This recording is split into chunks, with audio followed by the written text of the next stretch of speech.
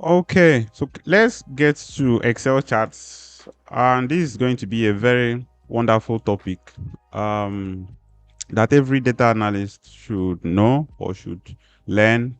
And basically, when you are working as a data analyst, some of the job requirements to ask you to have knowledge of using charts, plotting with pie charts, column charts, line graph, every kinds of graphical representation of data, like especially for the visualization. Though we also have the Power BI. Power BI can also do visualizations, and also even Python using Matplotlib libraries can use that for visualization. But Excel has its own features of visualization, and we are going to be looking at that now. All right. In the Python class, also we have a visualization section which has been covered, and it's going to be a very very wonderful part of this data analysis training. Now we have these commonly used Excel charts, which are pie charts, right? I believe in the knowledge of statistics, you know what pie chart is, okay? And we also have what is called column charts. We have the line chart, and then we have others, all right, which we are going to be looking at later. And so charts are used for different kinds of data, and they are called graphs and visualizations in Excel. All right, so we are going to quickly create a chart in Excel.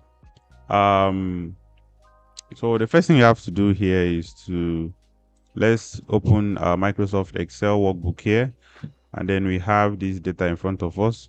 So you can populate it from 1 to 10, like from cell A1 to A10, right? So populate it and then select only from 1 here to 8. Let's say we are selecting from 1 to 8. Now, once you are done with that, go to the insert menu. We have you on the insert menu.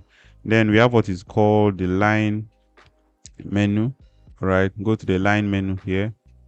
You can see that here. This time you can see chart here, right? Then under here, just tap on this for the line, then click on here, right? Click on the line from the drop down.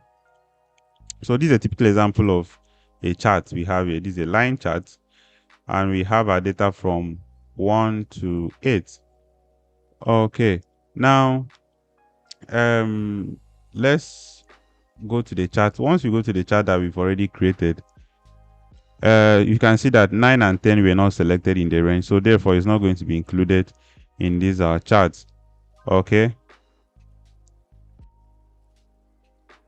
all right, so we are going to populate another data here. So we have these data sets, and what we are basically going to do is we are going to insert a chart here. Now simply select the whole of these values here. Once you've done that, go to insert, and then what you are going to put in here is what is called the clustered column, right? So let's include a clustered column here, and you can see a clustered column here. So just click on this, and that's what you are going to get. All right.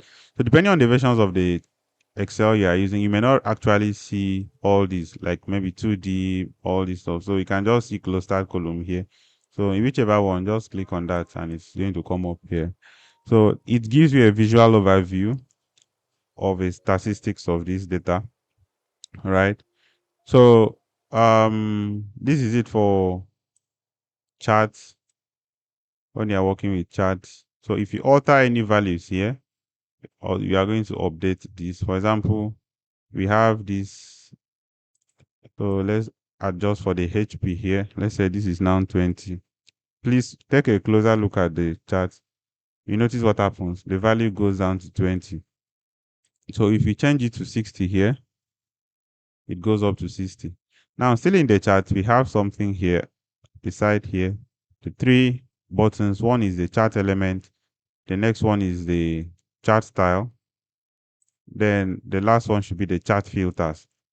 Now, if you tap on here and then you turn off this as is, basically the values are horizontally and here is off. So please make sure you always click on that, check it. Okay, then we have what is called the chart title is already checked, so you can place it at the above. Most times it's placed above, or we have more options where you may want to place your chart title.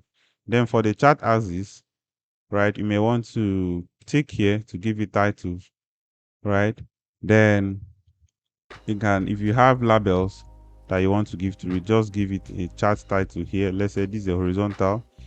Okay, this should be something maybe like reviews, the number of reviews. So you can give this as product categories or brand, or let's say these are all brands. So you can give this as brand and then reviews. Okay. So I think they are going to be stopping here.